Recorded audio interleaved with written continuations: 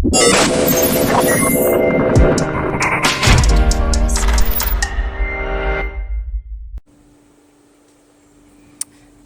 my wood chip garden was very successful this year, but now it is end of September and I need to start pulling things out and harvesting them. But I wanted to show you guys that all year long I did not have that damn powdery mildew, but it finally came and got me on my zucchini plants, and so I thought this is a great opportunity to talk about it and show you what I do. So let me set the camera up and we'll get to it. So together here I've rounded up several tools. This is a strawberry hoe from a pocket box. This is the latest garden hook I got from a pocket box, but I cannot remember what it's called. You'll notice there's a sharp edge, well, an edge on that side and on the inside. They both need to be sharpened, but for my purposes today they're working great. I'm using it like a sickle, that side. And then this hatchety thing, and I can't remember what it was called, but it's good for the really woody stuff. So this is part of my harvesting kit since it's getting late in the season.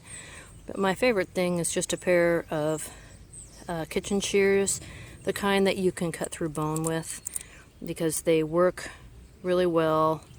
And let me show you this cool little trick. They pop apart, so they're easy to wash. You can sterilize them in the dishwasher and everything gets clean, and they're easy just to pop back together if you have them on the right way. This way, no, this way. This way, no, this way, no, this way. And even have a bottle opener, cap opener. So what we're going to do, like I said, is we start at the bottom and then we just start cutting up toward the top, and we look at the leaves as we go, and we clean up each zucchini. And like I said, if you do this, you're going to be able to get a little bit more growth out of these. They still have some zucchini on them, so I like zucchini.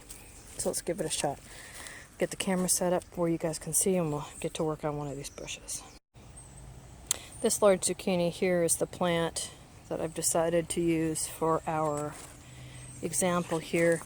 This zucchini is on another plant. It's over here a little bit. So this one was buried here and is growing this way. So all these bad leaves are on this plant.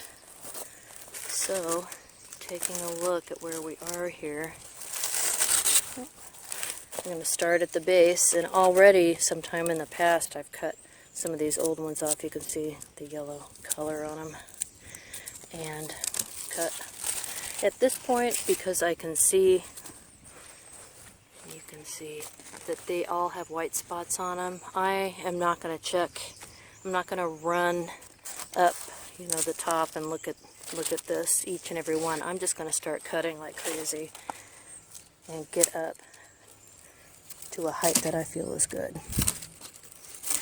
Now, can you treat this stuff? Yes, you can treat powdery mildew. It's caused by one of a number of different kinds of fungi, the fungi. And the problem with that is that different fungi often respond to different treatments, meaning the one you try may not be the one that works. So we often have to go through several before we find one that works.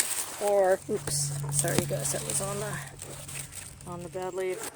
Or you can do what I do, which is just to clear out the leaves, get to an area where airflow is good, and we can limp our plants along.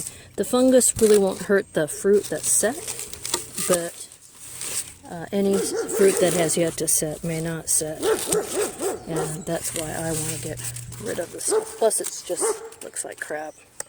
That's my neighbor's dog. They bark constantly. They're always living in the country. Alright, so now I'm getting to a place where I'm looking at the end of the plant, so that was pretty quick, right?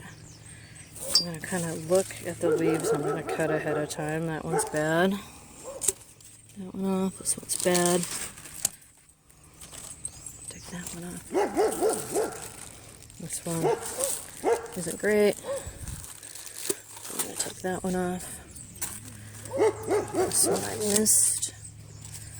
And then, really, we just have a couple more right here, and I'll clip those and get back to you. Ozzy, Oz dog, our visiting neighbor dog, and then Sarah's over there trying to eyeball the neighbor's dog to get him to shut up. Good luck with that, Sarah. Okay, so this is that big plant we started with. Look at, just trim. I want to come back in and just take a look at that and make it prettier.